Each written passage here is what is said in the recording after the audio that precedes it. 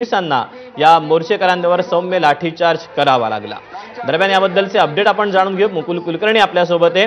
मुकुल, काही वेळापूर्वी हा जो सगळा जमाव आहे, हे जे सगळे मोर्चेकरी आहेत, हे आक्रमक झालेले होते। आत्ताची परिस्थिती नेमकी काय आहे, काय नेमकं घडतंय कोर्टाच्या आवारात?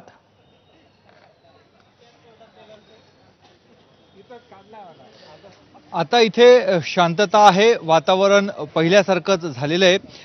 माझ्या मागच्या बाजूचा आपण प्रवेशद्वार बघत आहोत। खरं तर पुढच्या न्यायालयाचं पहिलं प्रवेशद्वार हे तोडल्यानंतर काही जमाव हा न्यायालयाच्या मागच्या बाजूच्या प्रवेशद्वारापाशी आलेला होता। इथे महिलांनी ठिय्या मांडलेला होता, आक्रमक झालेले होते। जो आरोपी आहे, आरोपीला शिक्षा देण्याचं आश्वासन नको तर आमच्या ताब्यात द्यावं, ही त्यांची प्रमुख मागणी होती। त्यानंतर इथे देखील जमाव जमलेला होता।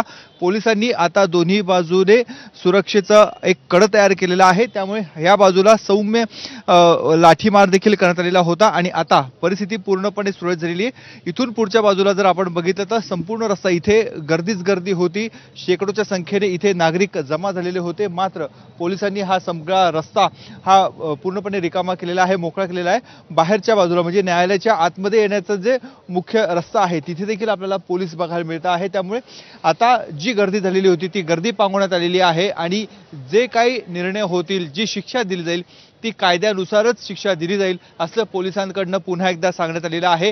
काही वेगवेगळ्या इथे चर्चा सुरू झालेल्या होत्या। एकतर आरोपीला न्यायालयामध्ये आणलं गेले अशी काही लोकांमध्ये चर्चा होती, तर काहींची मागणी होती की आरोपीला न्यायालयाच्या ताब्यात नाही तर आमच्या ताब्यात द्या। अशा वेगवेगळ्या कारणामुळे जमाव संतप्त झाला आणि हा जमाव न्यायालयाच्या बाहेरच्या बाजूलाच रस्त्यावर बसलेला होता। मोर्चाची सांगता झाली, मोर्चा विसर्जित झाला आणि त्यानंतर हा मोर्चातले जे काही लोक होते ते न्यायालयाच्या आवारामध्ये शिरण्याचा प्रयत्न करत होते आणि त्यांनीच न्यायालयाचं प्रवेशद्वार तोडलं। प्रवेशद्वार तोडल्यानंतर पुढच्या बाजूला पोलिसांनी बळाचा वापर केला आणि त्यानंतर मागच्या बाजूने पुन्हा एकदा जमाव इथे जमलेला होता। मात्र आता दोन्ही बाजूचा रस्ता हा पूर्णपणे मोकळा झालेला आहे। म्हणजे स्वाभाविकच मुकुल, आणखी काय नेमकं पुढे घडतं याबद्दलचे अपडेट जाणून घेत राहू। तुर्तास धन्यवाद दिलेल्या सगळ्या सविस्तर माहितीबद्दल। अधिकचे अपडेट वेळोवेळी जाणून घेतच राहू। वळूया पुढच्या बातमीकडे। बातमी आहे नवी दिल्लीतून। नवी दिल्लीतील सेंट कोलंबा शाळेत शिक्षिकांच्या